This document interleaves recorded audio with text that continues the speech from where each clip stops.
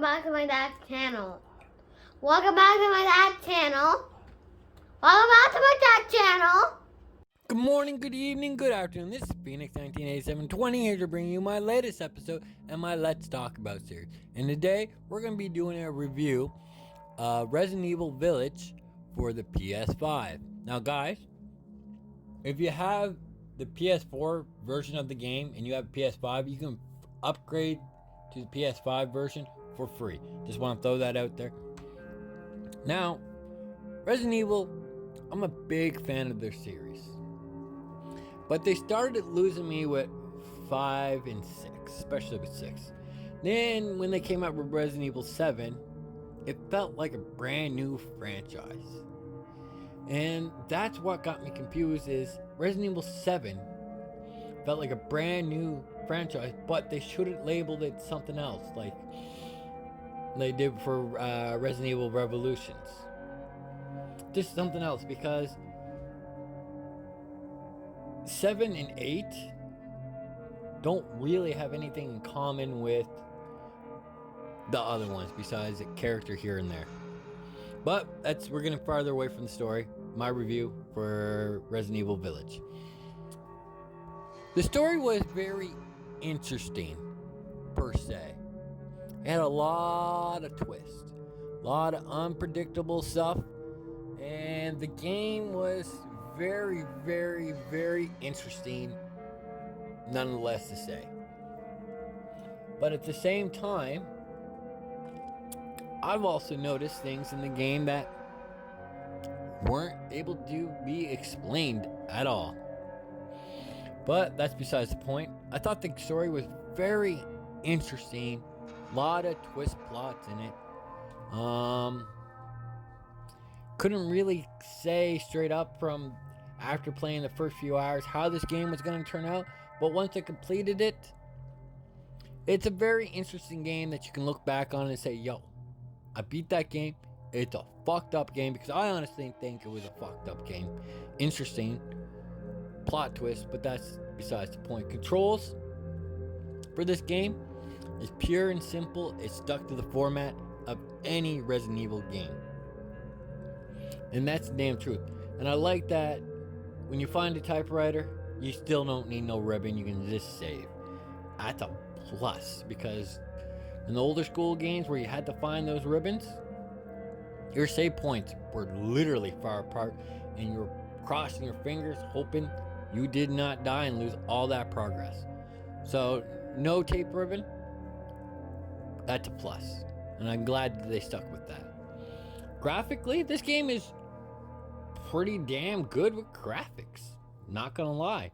I was actually visually amazed of the graphics for this game on the PS5. Now, the music definitely fit the game and was definitely a Resident Evil music. You hear that music not even being in the same room, you knew that the gamer was playing a Resident Evil game. It fit like a glove for it, like they do in every Resident Evil game. The music is spot the fuck on.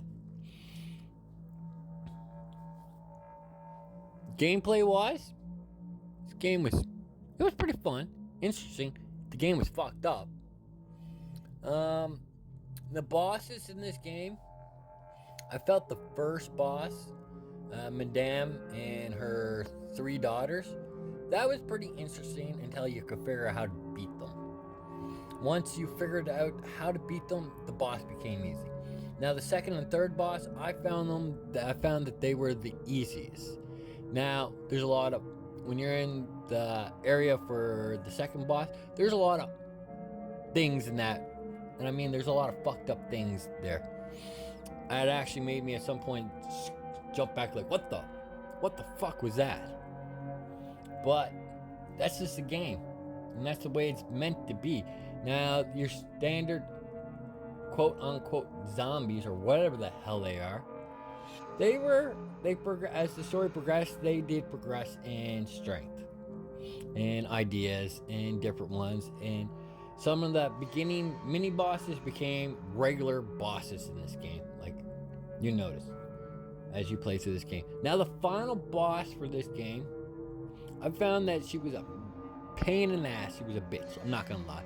Now, which is a good thing because I played a lot of Resident Evil, and I find that the final boss is like a reward, and it's a very easy. Not in this game, at least in my opinion. Not in this game. I actually had to probably face the boss good 20 times before I actually got past that final boss.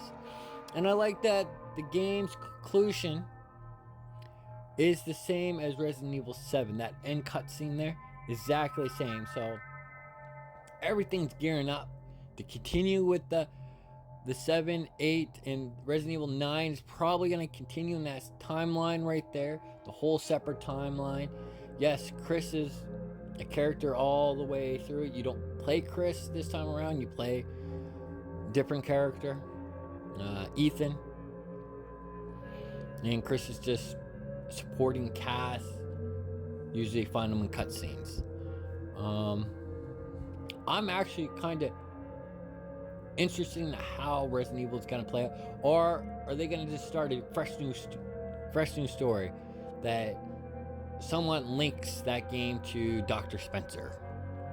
I hope not. I hope they do continue with this game, because as much as I say this game was fucked up, it's very interesting. Great plot twists, great control schemes, great graphics.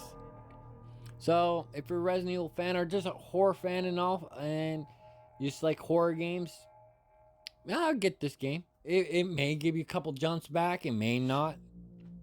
It may say, what the fuck? Or you may not say anything. You may be like, this is predictable. To me, it wasn't predictable. I have a friend that beat this game, and I was trying to guess and how this game was going to play out. And they kind of laughed at me and said, no, you're way off. I'm not going to spoil it for you until I beat the game. And I'm like, WTF. But all you Resident Evil fans that haven't played this game yet, and all you guys that love horror games, I suggest playing this game. If you can find it used at a store or something like that, or it becomes free on PS Plus or Xbox Gold or Live, whatever Xbox runs for their services, get this game. You'll enjoy it. Until further ado, drop your comments down below. I want to know what your favorite Resident Evil game is. And when you're doing that, do me a favor. Hit that subscribe button. Give me a thumbs up. Hit that notification bell so you can stay up to date with my latest videos. Until further ado, this is Phoenix 198720 saying I hope you guys have a good morning, a good evening, a good afternoon. Peace.